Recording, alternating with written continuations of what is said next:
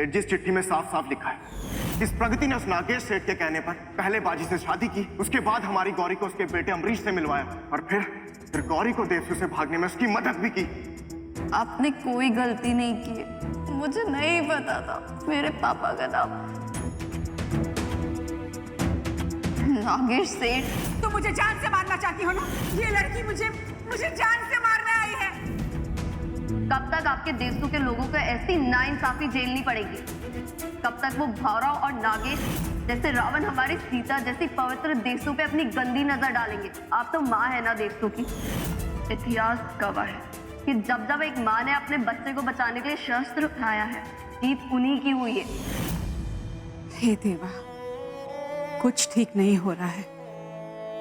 शक्ति दो मुझे देवा, अब मुझे ही सब कुछ संभालना होगा।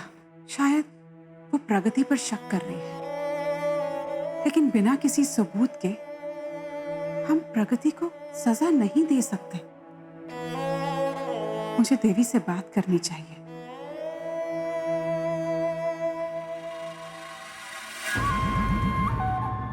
कैसा अजीब यंत्र है ये, कुछ भी दबाओ तो बत्ती जल जाती है। समझ ही नहीं आ रहा कुछ।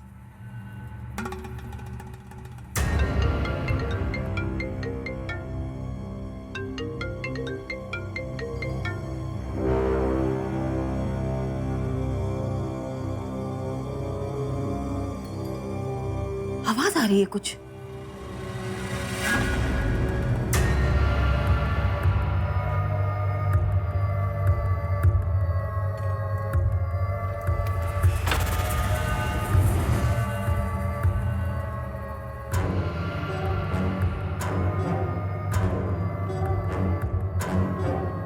हाँ, अरे कितनी देर लगा दी तुमने संपर्क करने में? सो गए थे क्या? भेजो पहरेदारों को फिर से। देखो, ज्यादा होशियार बनने की कोशिश मत करो। याद है ना तुम्हें मैंने तुमसे क्या कहा था?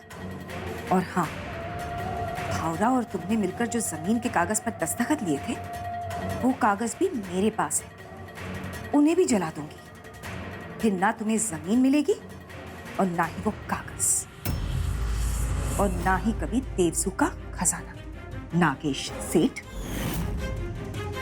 अरे सेठ जी, आप क्यों टेंशन ले रही हैं? मैंने तो बस एक खुशखबरी सुनाने के लिए फोन किया है।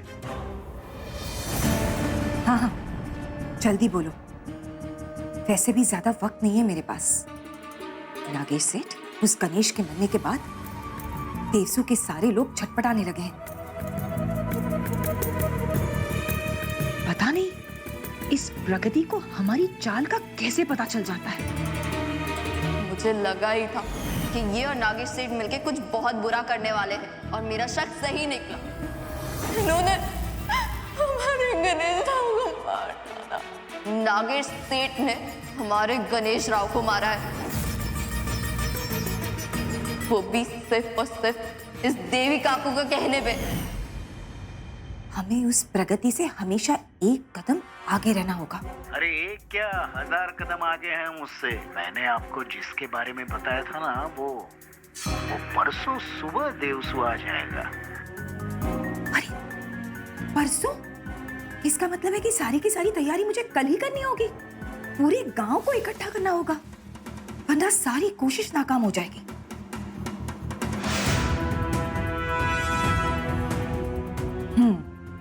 सबको मार डालेंगे, लेकिन उस प्रगति को नहीं। उसे तो मैं अपने हाथों से खुद मारूंगी।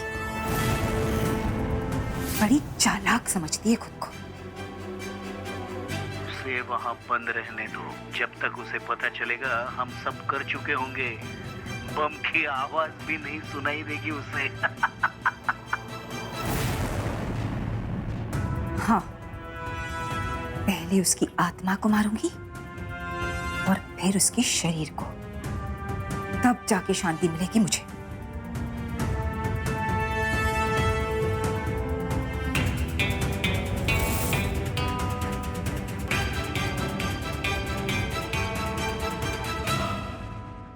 बाबा, प्रगति, मैंने आज फिर नागेश को उसके बेटे से बात करते हुए सुना है। क्या क्या पता चला? उसका बेटा परसों सुबह किसी खतरनाक आदमी को लेकर देवसू में आने वाला है। खतरनाक आदमी? कौन आदमी? अब ये तो पता नहीं बेटा, लेकिन वो उसे कहकर बुला रहा था। लेकिन हाँ, बार बार वो अपने बेटे अमरीश को ये याद दिला रहा था कि उसे गुस्सा मत दिलाना, ठंडे दिमाग से लेके आना। बस इतना ही पता चल पाया बेटा। अगर ये किस खतरनाक आदमी को लाने की कोशिश कर रहे हैं, पता चलते ही मैं तुमको बताता हूँ। ठीक है बाबा, लेकिन प्लीज आप अपना भी ख्याल रखना। हाँ, वो नागेश सेठ और अमरीश का ना कोई भरोसा नहीं है। ठीक है बेटी, कुछ पता चलता है तो मैं तुमको फोन करता हूँ। जी।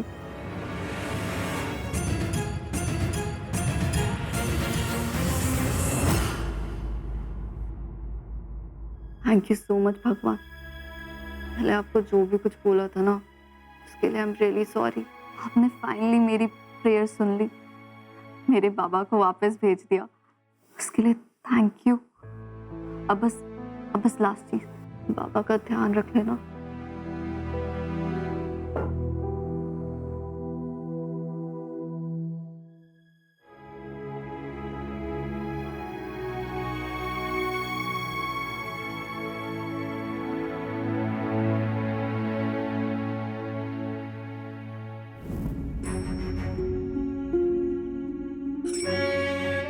मैं अहिल्या विनायक राव सरदेशमुख देवी को आज से देवसू की सेठ जी नियुक्त करती हूँ।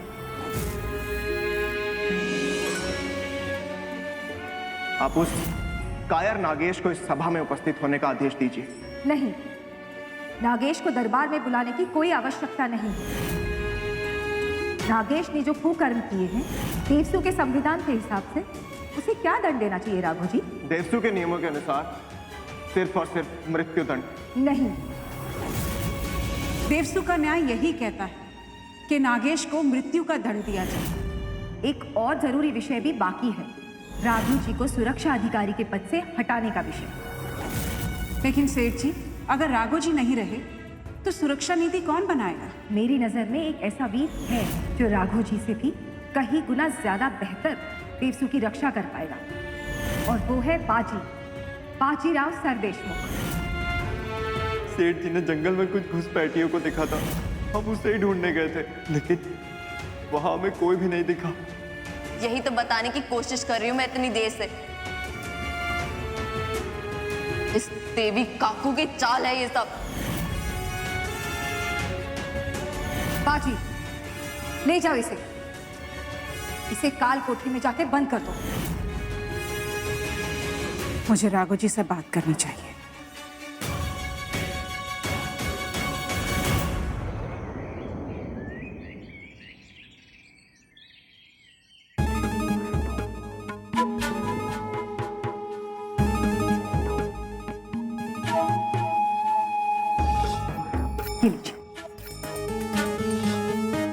आइए पंडित जी, बहुत देर लगा दिया आपने आने में। गांव के शुद्धिकरण का और बाजीराव के राज तिलक का शुभ मुहूर्त मिला आपको? जी, मुहूर्त तो मिला, किंतु आपकी अपेक्षा के अनुसार कल का मुहूर्त नहीं मिला। अच्छा मुहूर्त अब 2 महीने के बाद का है। सरदेशमुख परिवार, अब देखना, जिस आग में मैं जल रही हूँ ना, उसी आग में पूरे परिवार को जलाकर राख कर दूंगी। भौराव, मैं तुम्हारे मौत का बदला लूंगी।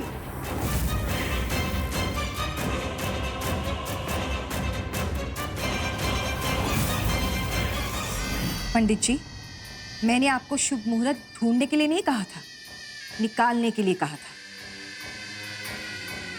पूजा कल ही होगी। आप थोड़ी ज्यादा मंत्र पढ़ के कल के अशुभ मुहूर्त को शुभ बना दीजिए। किंतु सेठ जी,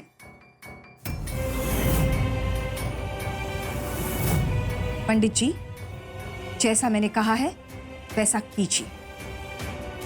ठीक है।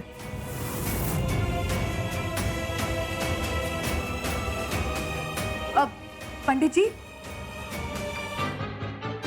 मुझे गलत मत समझिए पंडित जी, लेकिन क्या है ना कि गणेश की मृत्यु के बाद देवसू के हर घर में जैसे मातम सा छा गया है। सब लोग बहुत दुखी हैं और मैं नहीं चाहती कि देवसू में इस तरह का दुख और मातम का माहौल बना रहे। इसीलिए मैं सोच रही थी कि कल पूजा की जाए ताकि उन्हें भी थोड़ा अच्छा लगे।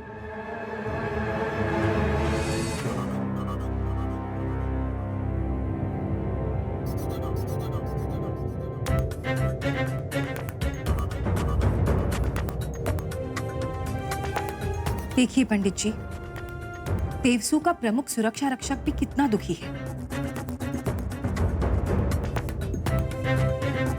बाजी, जी सेठ जी। यहाँ आओ। देखो बाजीराव, अब तुम साधारण मनुष्य नहीं रहे, देवसू के प्रमुख सुरक्षा रक्षक हो और तुम्हें इस तरह दुखी होने का कोई अधिकार नहीं है। हाँ, मैं समझती हूँ कि गणेश की मृत्यु के बाद तुम और विनायक राव की मृत्यु के बाद जीजी बहुत दुखी है, लेकिन मैं नहीं चाहती कि देवसूवासी इस तरह दुखी रहे, और भगवान भी नहीं चाहते कि हम सब इस तरह दुखी रहें। इसीलिए पंडित जी को कल के शुद्धिकरण की पूजा का शुभ मुहूर्त मिल गया है, और मैंने सोचा कि लगे हाथों तुम्हारे राज तिलक की पूजा भी कल ही की जाए।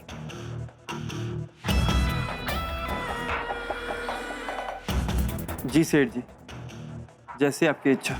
अरे तो फिर खड़े क्यों हो? जाओ और जीजी को ये बता कर आओ। और हाँ, पूरे गांव को कल की पूजा का निमंत्रण देना। मैं चाहती हूँ कि कल पूरा गांव देवसू के शुद्धिकरण में आए। जी सेठ जी, अभी जाता हूँ।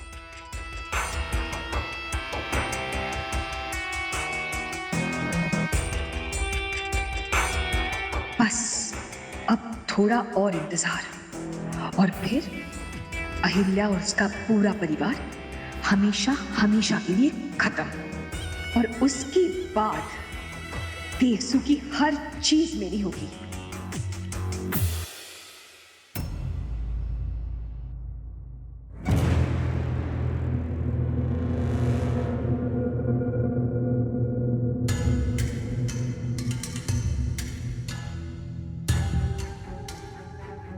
मायरी, आपने मुझे बुलाया?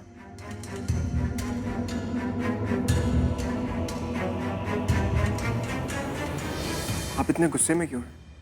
कहीं आप बाजी और मेरी लड़ाई की वजह से? मायरी, आज के बाद मैं ऐसी गलती नहीं करूंगा। मैं आपको वचन देता हूं, आज के बाद मैं अपने परिवार के किसी भी सदस्य पर बल का प्रयोग नहीं करूंगा। नहीं राघव जी, ऐसा वचन मत दो, क्योंकि बहुत जल्द तुम्हें हमारे घर के ही एक सदस्य पर अपने बल का प्रयोग करना होगा। बहुत बड़ी गलती की मैंने, बहुत बड़ी। जिस देवसू को मैंने बच्चे की तरह संभाला, उसी देवसू को मैंने गलत हाथों में सौंप दिया है। देवसू को गलत हाथों में? देविका की? कहीं आप सेठ जी की बात तो नहीं कर रही? देवी बहुत गलत है। उस पर भरोसा कैसे कर लिया मैंने खुद उसे नागेश से बात करते हुए सुना। अरे कितनी देर लगा दी तुमने संपर्क करने में? सो गए थे क्या? भेजो पहरेदारों को फिर से। देखो, ज्यादा होशियार बनने की कोशिश मत करो। याद है ना तुम्हें मैंने तुमसे क्या कहा था? भावरा और तुमने मिलकर जो जमीन के कागज पर दस्तखत लिए थे, वो कागज भी मेरे पास है। उन्हें भी जला दूंगी, फिर ना तुम्हें जमीन मिलेगी और ना ही वो कागज, और ना ही कभी देवसू का खजाना। नागेश सेठ।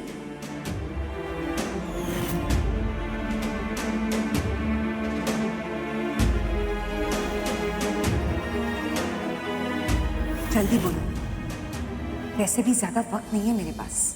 उस गणेश के मरने के बाद देवसू के सारे लोग छटपटाने लगे हैं। पता नहीं उस प्रगत को हमारी हर चाल का पता कैसे चल जाता है। परसों? इसका मतलब है कि सारी की सारी तैयारी मुझे कल ही करनी होगी। पूरे गांव को इकट्ठा करना होगा, वरना सारी कोशिश नाकाम हो जाएगी। सबको मार डालेंगे, लेकिन उस प्रगति को नहीं।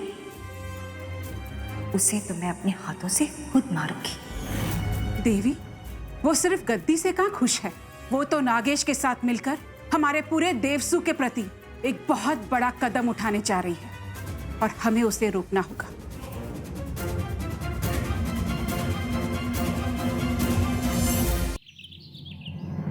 मायरी,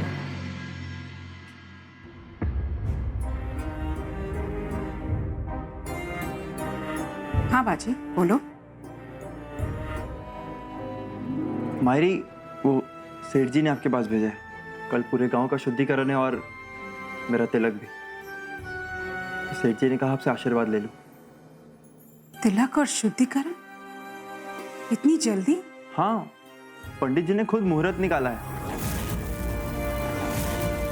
और पूरे गांव को भी न्योता भेज चुके हैं। कल सब आमंत्रित होने वाले। कल बहुत दिनों के बाद पूरा गांव एक साथ होने वाला है। परसों? इसका मतलब है कि सारी की सारी तैयारी मुझे कल ही करनी होगी।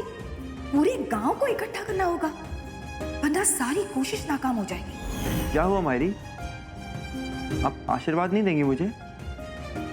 बाजी, कैसी बात कर रहा है? मैं तेरी मायरी हूँ और तेरी तरक्की से मैं खुश नहीं होंगी तो कौन खुश होगा? अपना कर्तव्य निभा। क्या हुआ मायरी, आप परेशान सी लग रही हैं? नहीं बाजी, अजीब सी बेचैनी हो रही है। तिलक, शुद्धिकरण, ये सब इतनी जल्दी करने की क्या आवश्यकता है? गणेश की मौत अभी हुई है।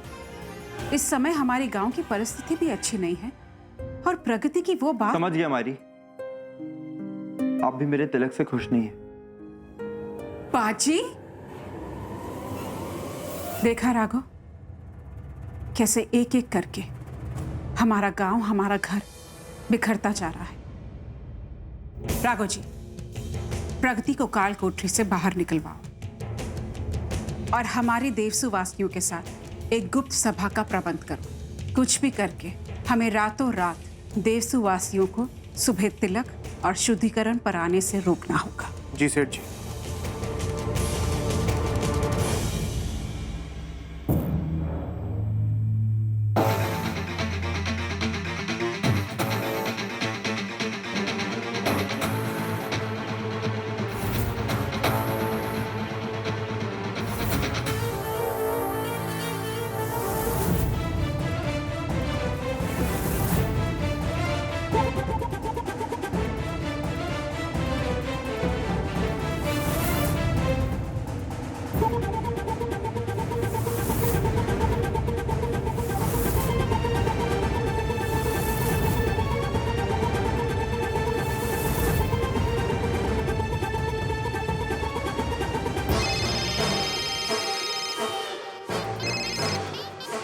हाँ बाबा, बाबा आप टेंशन ना लो, मैं उनको बहुत आराम से लेकर आऊंगा।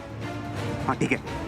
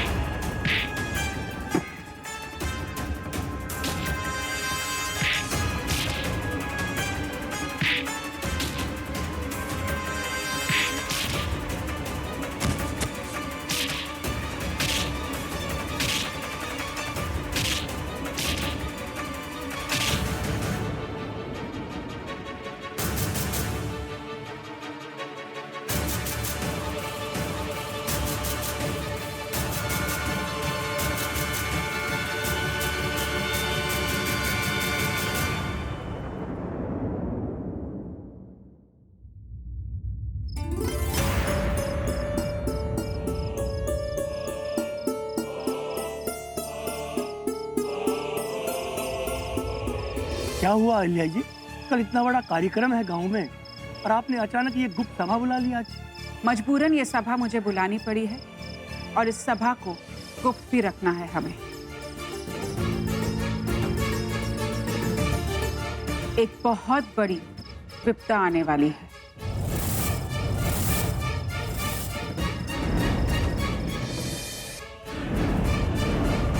विपदा?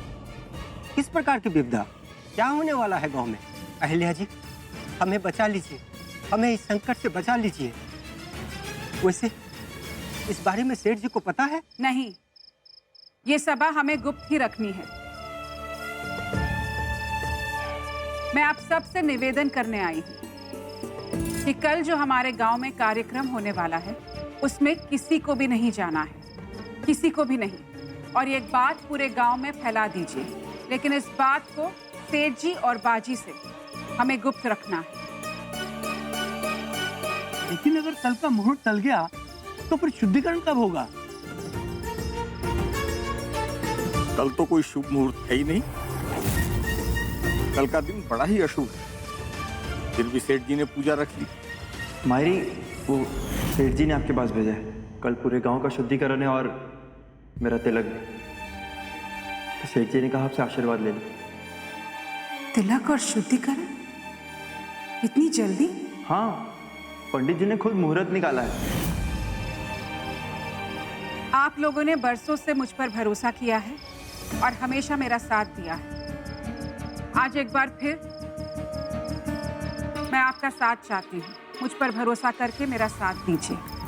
हम सब की तरफ से आप निश्चिंत रहें। हम सब आपके साथ हैं। हाँ हाँ, हम आपके साथ हैं। हम आपके साथ हैं।